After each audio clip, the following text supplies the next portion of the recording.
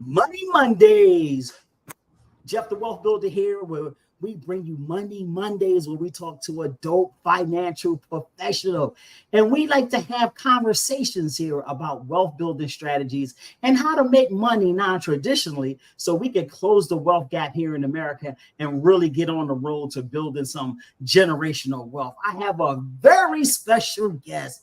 Man, I have been waiting to talk to this brother for quite some time because he is one of the rare breeds of entrepreneurs who work in a specialty area that is super dope. And I want to encourage him to encourage you guys to get others into this field because it is a field of design. It is a field of expression. It's a field of beauty. And we need to have more minority representation in this industry. So I want to introduce you guys to my man. I met him at a conference from Deal Connect with my brother Kevin, who has one of the dopest real estate apps that's out on the market right now. I got a chance to meet this brother, and when I met him, I was like, I gotta get him on Money Mondays. So it took us a little while to get our schedules coordinated, but here we are, episode number 26. Let me introduce you to my man, Ibrahim, the architect from Bolt Architecture Design in New York City. Welcome to Money Mondays with Jeff, my brother. Thank you for having me, Jeff. I really appreciate you having me on. I'm looking forward to this conversation. Let's build and let's get money. So let's build and let's get money. So all right, let's just jump right into this thing, right? So what inspired you to co-found this Bolt Architecture, and how did your journey in architecture like really begin? It's not too many times I get the opportunity to talk to Black male architecture.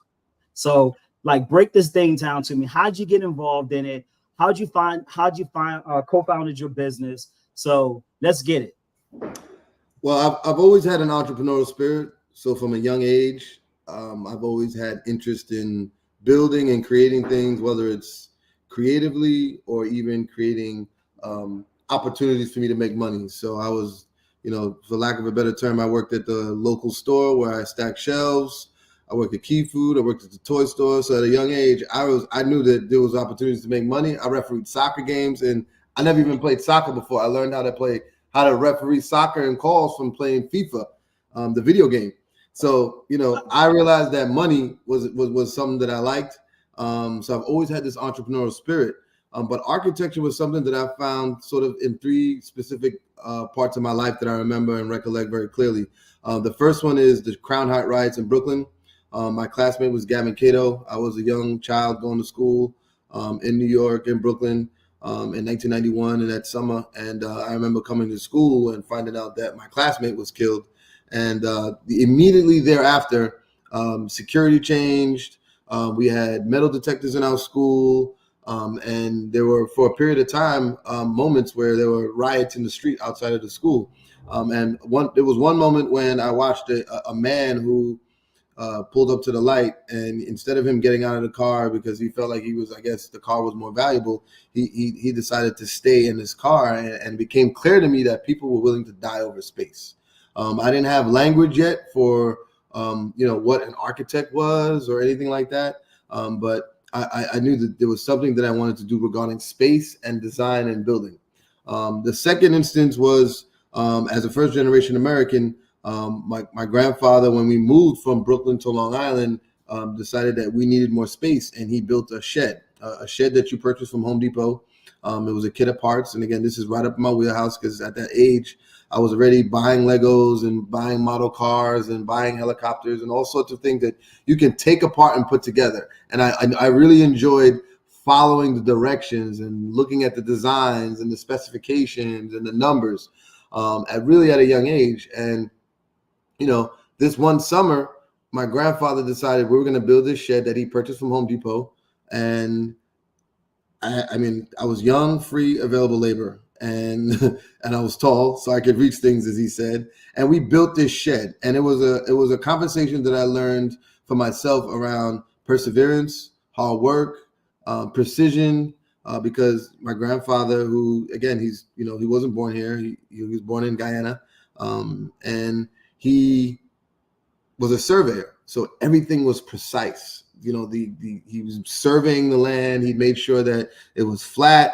The foundation, the tar board that he added to the plywood. There were a lot of like DIY / methods that he learned as a young man that he applied to this construction of this shed that I learned watching him, and I understood over a period of time that this shed that was once this big box, over time we would complete this shed, and it was one of the most rewarding things that I experienced.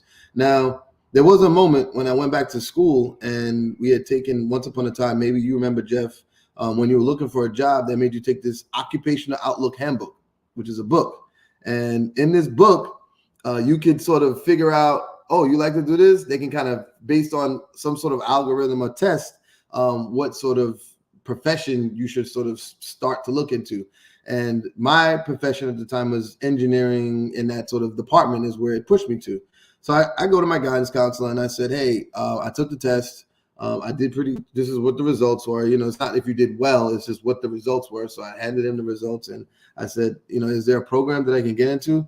And he mentioned 3 programs to me: custodial work. There was a BOCES program, or a program where you can go to another school and fix cars. And another program where I believe it was related to fixing airplanes. And I was like, all right, I didn't know. I thought this is what I wanted to do. So my father, I go home, I call my dad, and I said, yo, Dad, they're telling me that I should become a mechanic. And he's like, we're done with this. I need you to be designing the planes and designing the buildings and designing this. I went back to school the next day, and reluctantly, my guidance counselor was like, well, if you take this program, you're not going to be able to get all the credits for it and all that. And I just was like, that's cool. And I jumped in almost head first, and I took 3 classes that one year related to architecture. And I was my 10th grade year, and I fell in love with architecture at that moment. And I knew that this was something that I wanted to do. And it didn't matter what anyone said to me or was insisting that I should do other things. Architecture was the profession that I knew I wanted to jump into and do for the rest of my life. It's interesting that you gave a flashback about the schooling back in those days, because you remember they were training us all to go into these occupations, these trades, to do that blue collar work. Yep. And I think a part of that would be beneficial now in today's society, because I think they're losing a lot of kids because there are no trades to learn. That's a whole different conversation right now. But it was a good flashback because I remember those days. Right. I know because like you said, like I remember taking shop. I remember learning how to use a saw and a screwdriver and taking class on it. I remember even home ec, learning how to use a stove, and this is how learning how to sew and all those exactly. skills and that today, they don't have anymore. Nothing. It's like, go figure it out. These kids today, if they can't put it in Google, they wouldn't know what to do with it. I tell you. Listen. So all. Go ahead. So tell me, like, this fascination with architecture happened in 10th grade, but when did you like really break into the industry? Like, talk to us a little bit. Like, what was that process like? Being a Black male, being from an underrepresented group, going into occupation that's predominantly white and predominantly male. Like, how was it breaking into that industry that is so niche? I think it's important to acknowledge at a young age, I knew that education was important, but my experience will be the most important. And that's a bar. Freshman year of college, I was like, yeah, these jobs on campus, working in the lab and working in the cafeteria, they're cool, but I need a job in a firm. And I literally, back in the day, we had these books called the Yellow Pages.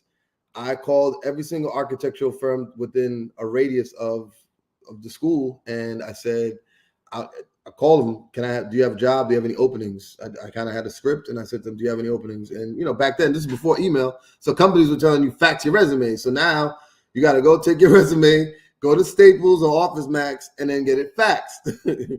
So one firm called me back, and, this is my freshman year. One firm called me back and they offered me a job, and I worked there for 4 years.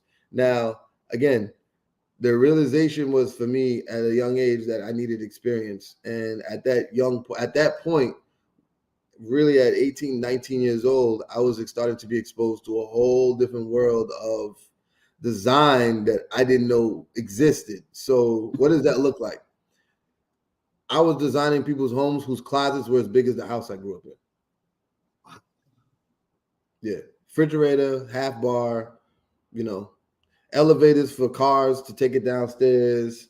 I'm talking towns that I never even, as a kid who grew up in New York and lived in Long Island, Queens, Brooklyn, I never even knew some of these towns existed because they were so elite. They were so secluded. So, if you didn't know, you didn't know. So this one firm I worked in for 4 years designed a lot of homes for them. And it was a wealth of experience that I learned about, the rich. I learned about how they live, the types of homes, proportions, running a business. And it really started to open up another eye, again, rekindle this idea around, what does it look like running a business for myself at a young age? Because I realized that because in 10th grade, I acknowledged my interest in architecture, I already knew the software and the programs, so I knew I could make money on the side. So immediately, what was the three biggest things that you learned growing up in those affluent neighborhoods that you were working in? The three biggest things that I learned growing up in those neighborhoods, or the neighborhood that I was working when you was working in those neighborhoods. What was the three biggest takeaways when you were doing your internship in those neighborhoods? The three biggest takeaways. One of them is, regardless of what it was I was doing, I was always Black. That's the reality of it. You're driving through these neighborhoods as a young kid. Police pulled you over many times. What are you doing over here? That. Huh? I can't. I said we couldn't hide that. Can't. I was in, dressed the part.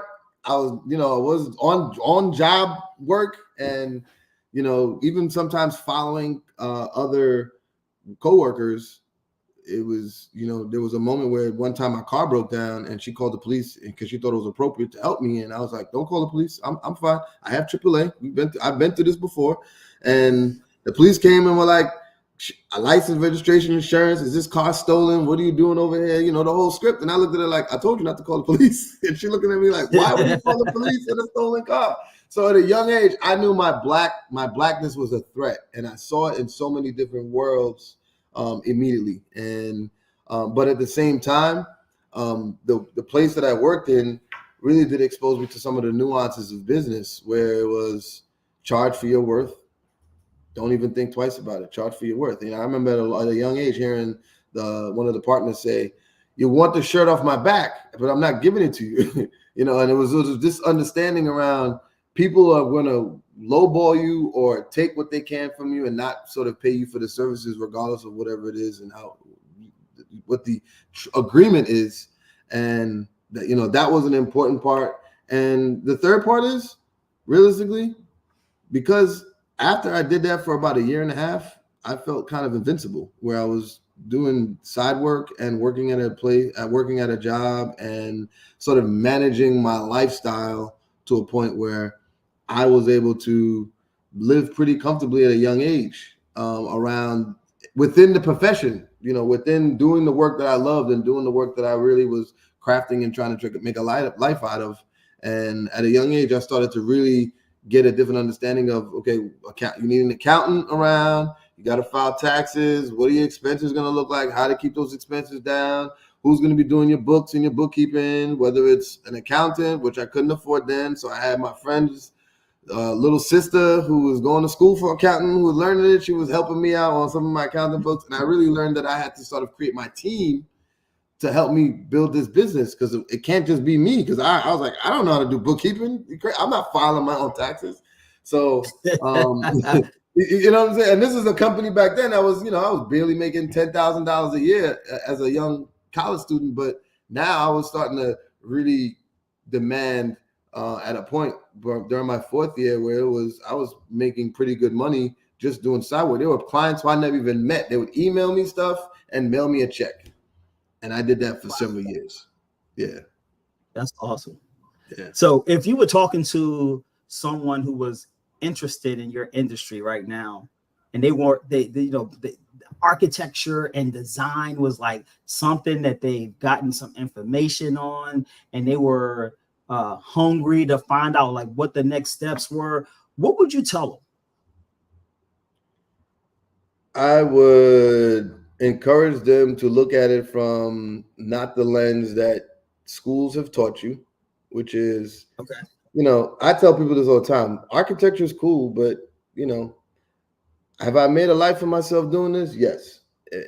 Is there? I've found that there's money in other ways, like developing, building your own projects, taking on those sort of capacity projects are really where you can start to shift the project types and your own pockets, because you're literally putting your feet in the game. You're putting your money in the game. You're putting your money where your mouth is, because now you're developing your own projects with your own money. It's completely different versus it being you're just doing it for other people. So when you kind of throw your hat in the ring that way and looking at it from rather it being clients or wealthy people hiring you, because this is sort of like the programming around what schools have taught you is around architecture is this elite profession, and it really isn't. It's just like lawyers and teachers, and it's a registered profession like everything else. But it's really understanding the actual role of an architect and how that role can really start to influence the world and the lifestyle that we live, because it has been ignored, and that's because architects still think that rich people should only hire them. We got food, shelter, clothing. And who's providing the shelter? Architects. And where is it? Why aren't we making more of a big stink or a noise around all the humanities around the world and inhumane practices that are happening, where we have housing crises here and other things affecting people in other parts of the world? Architects have to really take a role and take on more of an onus around that part of the world. And I think once we start to do that, the ends of the work or the types of projects and the influence is limitless. You are Money Mondays with Jeff, where we talk to dope financial professionals. I have a dope financial professional here today, Ibrahim, the architect. We're chopping it up, talking about architecture and design here on Money Mondays. I want to change the subject. I want to start talking a little bit about you and some of your accomplishments. I mean, you got $150 million in building construction under your belt. So I want to say, woo for that. I mean, that's a big accomplishment.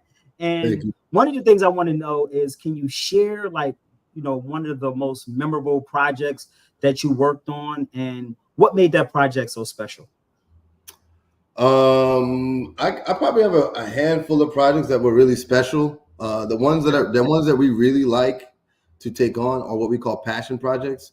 And those are projects where we find clients who are either making big life changes or shifts in their life, like adding a new family member, growing their family, they need a new wing to their home, or a property that they're fully renovating, or a client who says, look, I'm getting into financial counsel or financial planning, and I need to build out an office. Or clients who say they're opening a new restaurant, they've never done that before, and what is that process like? Those are our favorite types of projects, because we can really push the envelope regarding the design types, the ideologies, and some of the concepts within the built environment. So if I were to say one, I would say I've done 2 schools that were my favorite. I love working in schools. I did that for a period of time. Those were 2 schools that I did. We did bathrooms and elevators, so it was around. And one that I'm working on now in the Bronx, where we're doing accessibility, having a mom who's had hips replaced and knees replaced, walking sometimes is laborious. So walking in environments without accessibility, meaning that there's stairs everywhere, or there aren't ramps or elevators and escalators. I'm very sensitive to that. So with this project, and at Bolt Architecture, we believe buildings can heal people. We had this opportunity to really transform and renovate a housing court in the Bronx, which is a really a neighborhood that doesn't get much love in terms of investment. And we were designing accessibility for all of the courtrooms to provide lifts. The elevators were being replaced. All of the chair lifts and handicap lifts and wheelchair lifts were all being replaced as part of that, and ensuring that the building is code compliant and accessible for all people. That's the most recent. That's pretty dope. So 2017, let's talk about that a little bit. You were appointed the president of the New York Coalition of Black Architects. How was that experience, and how did that position influence your career, and more importantly, your influence in the architecture community? Oh man, I was really honored to be nominated and elected president of that organization. The organization was founded in 1979 by architects whose work I admire, and who men and women, some women who are forgotten and not included in that history, whose work and whose shoulders we still stand on today in this pretty stagnant and hasn't shifted profession, where it's still sort of the same numbers.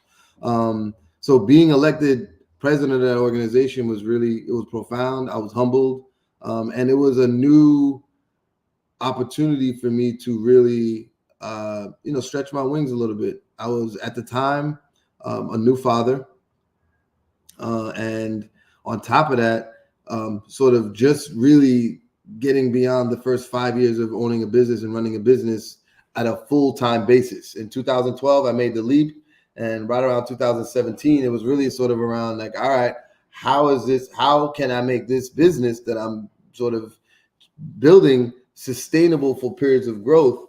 So it was really just, how do you run two companies, one that's a nonprofit professional organization and run a for-profit architectural firm at the same time, and prioritizing business work, ensuring that the team I've communicated tasks, using meetings and as much touch points and communication with my team members was very important, so that there are very little things missing through the gaps. And sometimes even ensuring that there was cross collaboration between my practice and some of the members of the organization or the cabinet or the board to ensure that tasks got complete. So it was a 2-year commitment.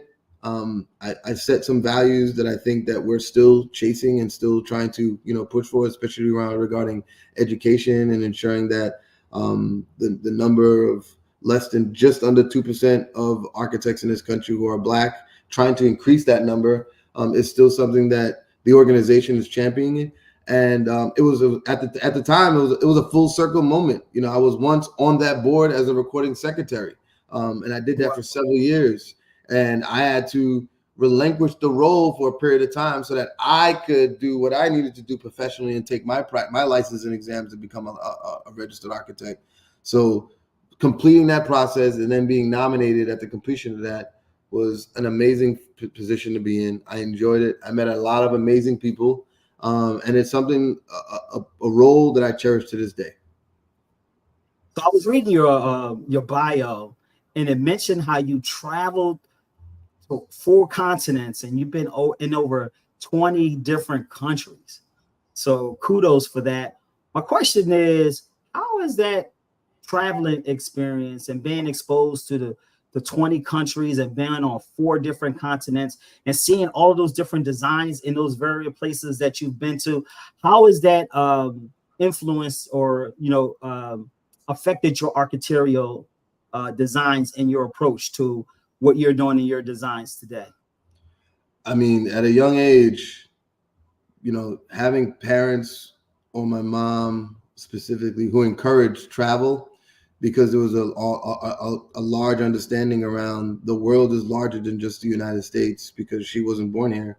was very important. So at a young age, she was taking us on trips to, I remember for my 16th birthday, we went to Paris, France, and experiencing jet lag and seeing buildings that I was studying in high school as a young architect, like the Louvre and the Eiffel Tower, and where it was like, wow, it was almost surreal, being able to experience it. So, at that point, I realized that there was so much opportunity in the world to see. So I continued to travel. And as a parent now, I encourage and take my children with me to as many places as we can. So our last international trip was Colombia last year. And, my 8-year-old and 6-year-old, they don't speak Spanish. Fortunately, Daddy took enough Spanish that I can get around and I can speak enough Spanish. And they had an amazing experience that they will remember for the rest of their life. And, every year we try to make it a point to travel to a different part of the world. So I think the end of this year, we're looking to go to Senegal and Africa, which will be my third time back to the continent. And, we would just, there's so much to see from other cultures around the world, how they live. And really, before I started my practice, it was my trip to Equatorial Guinea, which is in Midwest Central Africa on the western coast. It's the only Spanish-speaking country in Africa. And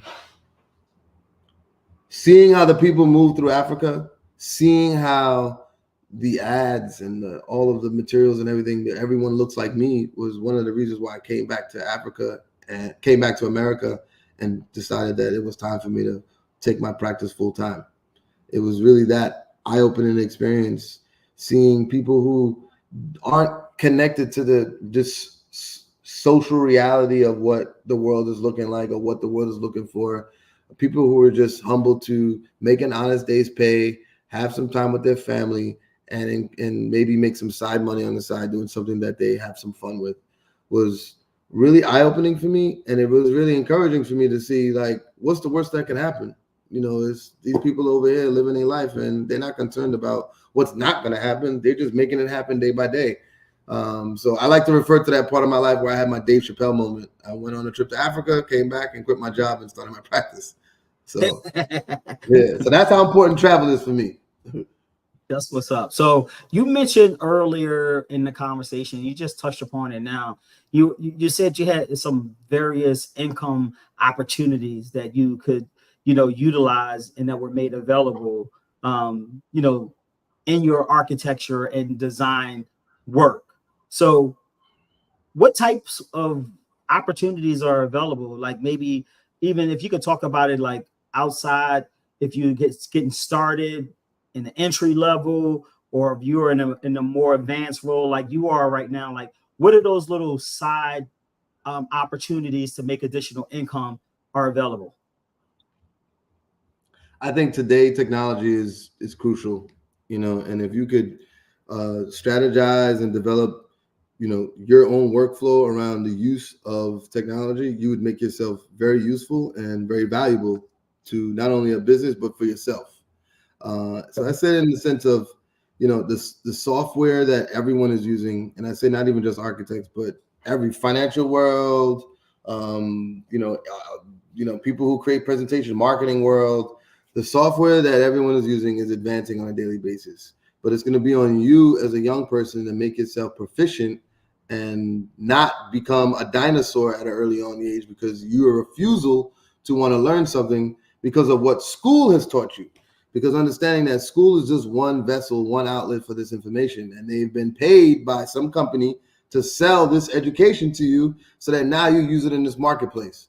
And there's sometimes instances where you could find ways to put some bread in your pocket because you've gotten really good at, maybe it's creating renderings, or maybe you've gotten great at today, it's scanning three-dimensional environments by using Matterport scans, or using computer scans by using an iPad or camera, or LiDAR as it's called. You could also get involved in real estate. And I say it in the sense of, instead of being the designer and only designer, take a role as an owner. Put your bread where your mouth is, put some money and invest in the project. If you got some cash, throw it in there and say, look, I can invest not only my talent, but I can also invest some cash into this project so that we can have a partnership in it. And it's just sort of expressing that interest is really where you can start to shift this ideology around what, you know, typical architects do and what you as a entrepreneur, because that's the hat that you should be wearing at this age. If you're thinking about starting a practice, you're an entrepreneur first and then you're an architect second. Just remember that. It's not architect set first. You know, you're running a business. You just happen to be running a business that designs buildings and spaces. You got it. That's just what it is. So pick that hat and you got to use that. That is the arsenal or the bread and butter, so to speak, of what your practice is going to be developed from.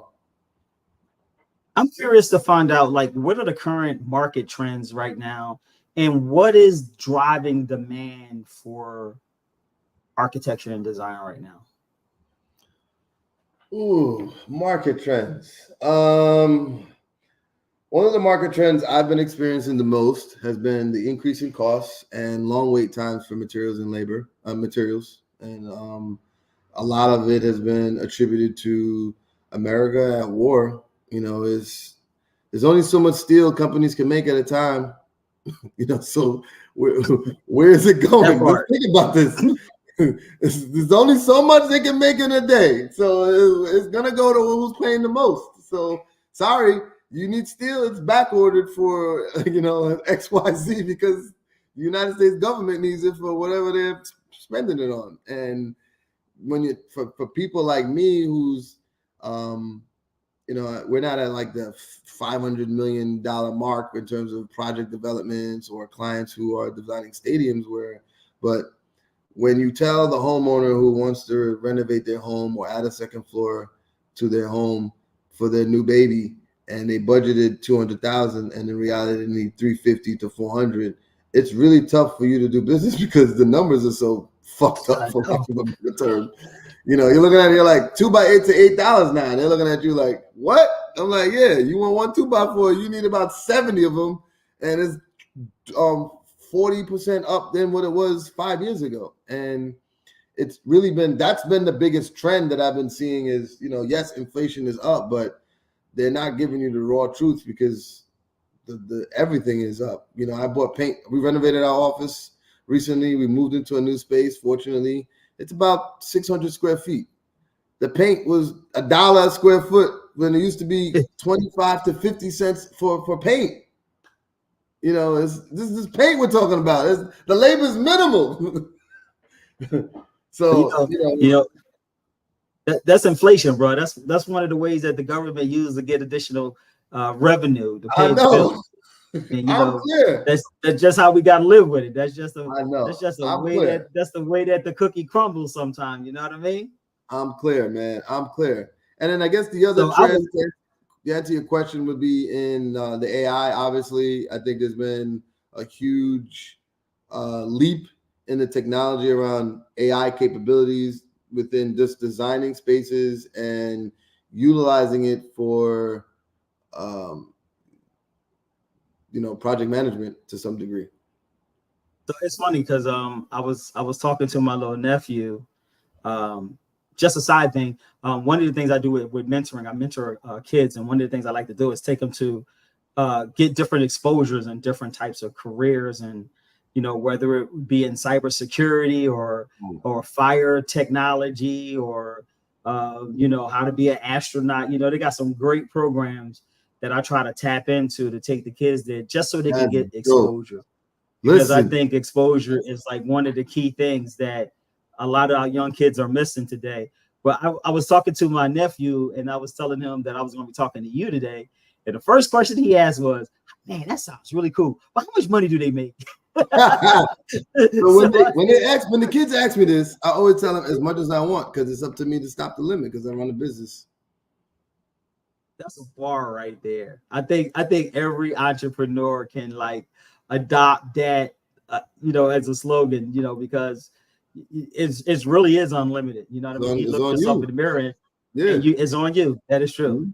Mm-hmm. So one of the things I'm curious about, and I hope you could give me like a crystal clear perception for me, is like when you get a new project and you got to start it from the start to the finish. And I heard that a lot of architect and designs, they go from the end to the beginning to get a clear representation of how they're going to do the design and how they're going to fulfill the project. Can you walk us through like a process of like when you start a new project, like what is your thinking from beginning to end of design? Can you talk to us a little bit about that? Well, yeah, it's over the years, it's been a conversation with myself on how do I do less upfront and get paid more and still complete the project. And I say that in the sense of, in the first few years, you're still learning how do you onboard a client and what does it look like. So, now it looks like I send you a Google form, you complete the Google form. Now I have all your information in my database. Now I know your name, your phone number, your email address, your project address, what you want to do, your budget, any information that's related to the project, all in one location. And I don't have to go find it because I wrote it on a piece of paper that I threw out 3 weeks ago. So it's workflow. I streamlined that workflow so that it is less for me to do. Before it would be, I'm jumping on a call with them and talking to them for 20 minutes, and I'm hearing about their ex-wife who did something 5 years ago, and it cost them $200,000 because the engineer they didn't like. And I'm like, I didn't need all of this right now. This is free time, So it's like, how do you learn to kind of get the information you need and give the client what they need at the same time, allow them to feel like they're being acknowledged? So I'm going to put the time on them. So I fill them up, I get a form, they fill it out, and then usually there's a 15-minute free consultation call where I discuss what you wrote on the form, from what I make sure that I understand everything that you shared. And I say, all right, this is what you need. Based on what you shared, you're going to need to do X plus X plus X. You're going to need to hire a general contractor with a plumber, an electrician, and a mechanical contractor, all of which will need to be licensed. And, I sort of lay that out because one of the things that I've learned is a majority of the public does not know what it's like to work with an architect. They've never worked with an architect. So there's a whole conversation about, well, what do you do? And I got to explain it to them like, okay, here's my role and here's what I'm going to need from you. Because they say to me, like, isn't that your job? And I'm like, no, I don't build anything. I design it, and then we have to find a contractor to then build it. So it's this education that I have to create with them. So I've learned to create tools. I have videos on my site, on my website that allows you, on my Instagram page, that allows you to understand, what an architect does, 30-second video, what an engineer does, what's a survey, what's a technical report, what's an amendment. All this information now is available to you so that now you have a library of terms. So when I say an engineer, you understand, okay, so the engineer works with you as the architect, right? Yes, I'm the architect and I'm the sort of like the quarterback of this entire scenario, right?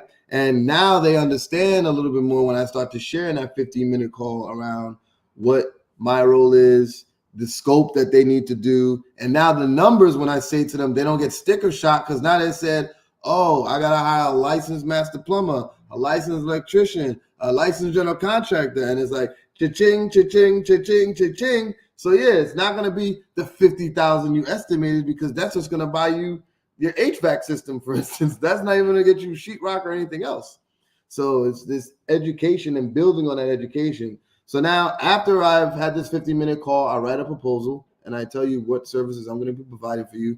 I have proposals in a tiered service because some people want to think and believe because they've watched HGTV that they can design their homes themselves. And they don't realize that it's a full-time job just picking out tiles and flooring and paint colors. You're laughing, Jeff, because you know.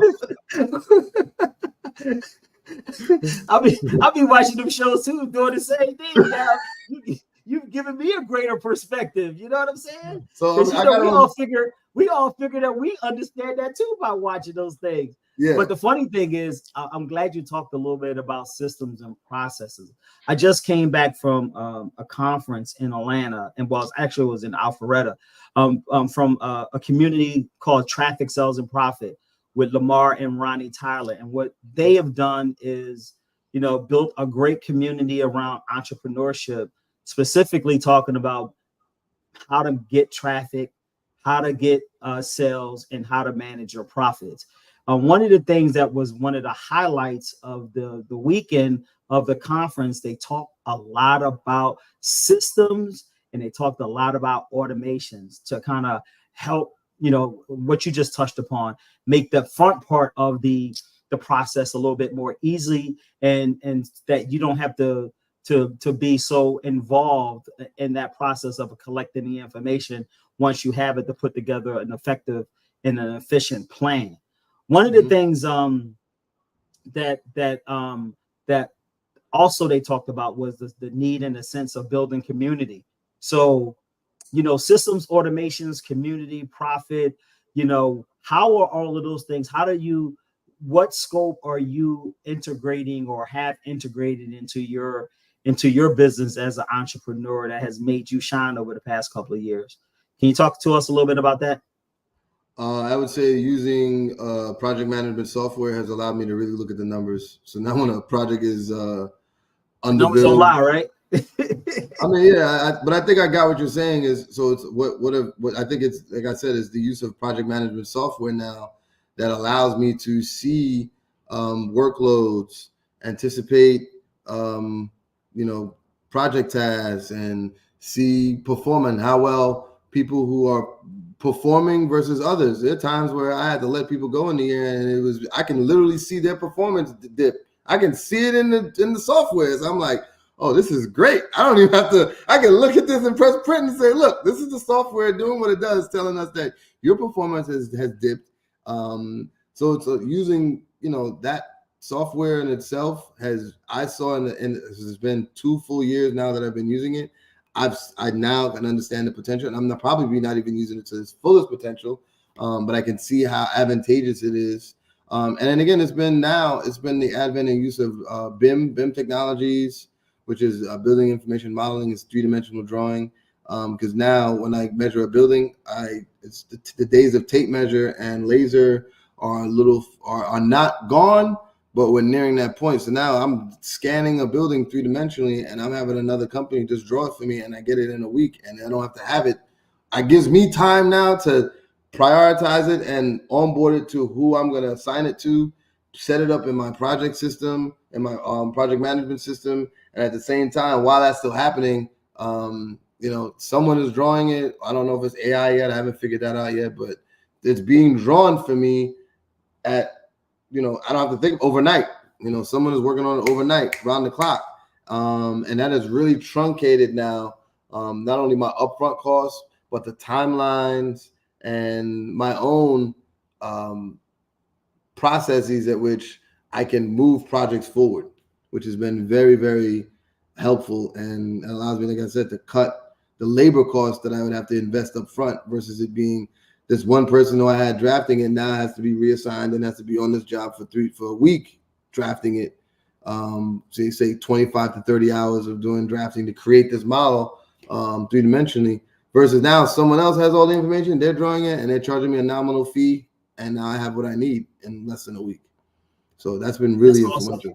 Yeah, that's awesome. I was thinking about I was at the conference. I heard so many great things, and like last night when I was before I was going to bed, I was thinking back about all of the great mentors that I had, and some of the things that they said to me that was inspirational. I can recall them telling me, always put the customer first, put the mission before the commission. People only remember how you make them feel. Always do what's right. Strategy is key. Always invest money back into your business to get better, because as you get better, everything around you gets better. I was listening and all of these things, and I was like, man, I can't wait to find out like who Ibrahim's inspirations were in the design and architect community. And so can you talk a little bit about that? I know we're coming down on the home stretch, but can you talk a little bit about that and like how your early early mentors, or even your mentors that you have right now, how they influence your work? I would say early on, a lot of my mentors would say to me, I guess they saw the talent in me. Ibrahim, get your license. Ibrahim, get your license. Hearing that, as far back as I can remember, get your license. First few jobs, get your license, get your license, get your license, get your license. And it got to a point where enough people were telling me that when I finished it, I'm sure they were very proud because they saw me go through the ranks and sort of experience all this stuff and get through the rigorous testing process. but it was a culmination point for them because they can kind of see where now what they saw. They're gonna watch me build a business and go through those things. And another one of the things that I think that a lot of them have shared with me is there are moments, as you know, entrepreneurs, there are moments I get scared. I'm out here with wolves. We out here with sharks, and your next meal, it may not be promised. So how are you gonna manifest or conjure up, or people say grab by the bootstraps or whatever it is, this next check or whatever project it is that you need it may not even take you to the next part of your business or the next stratosphere of your practice, but it's just sometimes it's just to keep the lights on, frankly, because right now as a small business, we're doing work with the city, and how am I going to tell the city of New York, hurry up and pay your invoices? That part. I'm not gonna listen. I've been waiting. They're looking at me like, okay, we're gonna get to you. Don't worry. And I'm like, I'm waiting here patiently. Like, all right, yeah, I got a lot of my money, and they're looking at me like, yeah, our budget's a little different than yours. And I'm like, I got that, but so it's how do you now strategize around understanding that your AR is crazy because of the work that you've been doing, and at the same time, how can you still create receivables from other projects by really expanding your practice, that now you can provide a multitude of different services where it's not as much of a flex. So one of the things we did is we got a vendor number. We've been providing programming and similar to you in schools. So we go to 2 schools throughout New York City, and one of them is a middle school, one of them is a high school, and we've been providing them with what I like to call it's called the Bricks is the name of the curriculum. And it's a 10-week curriculum that exposes them to architecture beyond just what they would learn in school.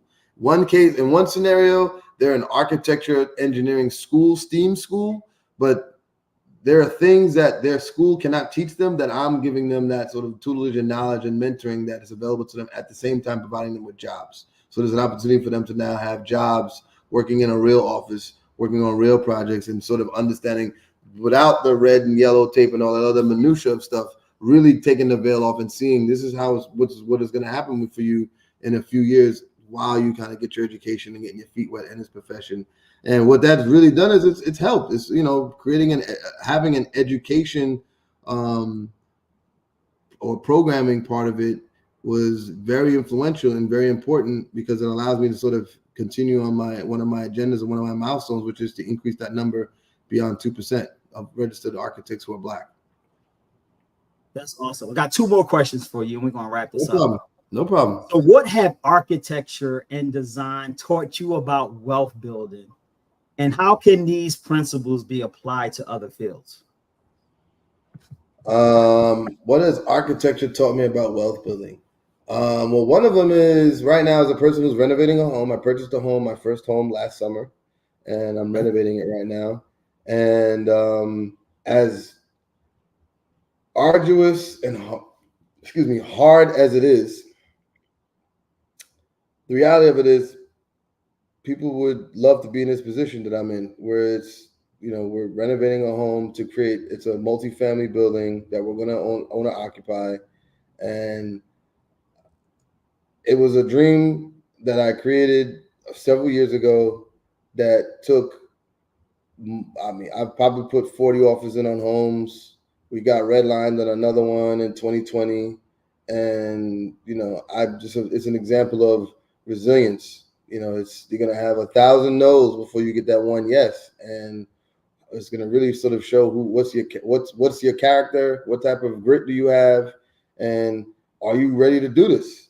So, it's now that I'm 80% done with this renovation. I would say probably 70% done with this renovation. Having like I said before, my money and feeding the game, I think, has now changed my perspective a little bit more, and has made it a little bit more, I think, dire, because of the things the ethos and the sort of ideologies that I put into designing my home. I want to make sure that everybody has. It shouldn't just be available to me, because I'm an architect, but everybody should have this experience of understanding why it's important to over-insulate your home, why it's important to have clean air, clean water, universal space, green spaces, a home that's creates energy, and a home that minimizes waste. How do you, all of these different ethos, which I like to refer to as my manifesto and how I design buildings, I ensure that they were all existent in the building. So waste, we destroyed the fireplaces that were no longer active in our home. And in the back wall, which was destroyed by termites, is going to be finished with that same brick that was used to construct the chimney and the fireplace in the building. We have access to yard space and green space. We have a very healthy building where we're creating, it's going to be fully electric, but the idea is going to have solar panels on the roof so that the apartment, although we'll be renting it to them, they too can save on their energy bill by getting power off the grid. So it's like, how do we create these environments that we think are, co-generative, and not just these environments where it's, you're the owner and I'm going to pay you for it, but it's how can we make this available to all? That's something that I'm really curious about. And I think that as a purveyor of the built environment, I think that a lot of us will start to look into as an opportunity to really start to shift some of these numbers around the housing complexities that we have in America, where we're, I think, 30 million short of homes, which at the rate we're building will never catch up at this number. So I'm really looking at other ways that I could try to make a dent in that. And, I guess as architects, we're foolishly optimistic because we want to believe that the spaces and things that we build are going to get designed and constructed the way we design them in our heads. So I think that there's something that's achievable. I think that there's something that we can do and we can fix this problem, but it's going to take more than just me. Because even if I did 10,000 homes a year, that's not even making a dent in that number. Sure.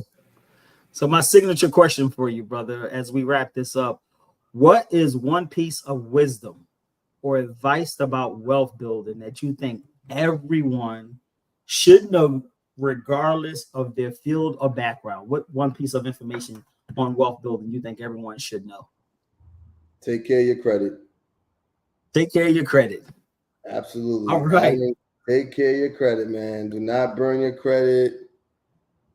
Credit is the access and key to a lot of things in the world, man. Whether it's a car, a home, a loan, a business loan, or even just beyond the financial institutions. I mean, like you told your man you're gonna give him back $20. Give him back $20, man.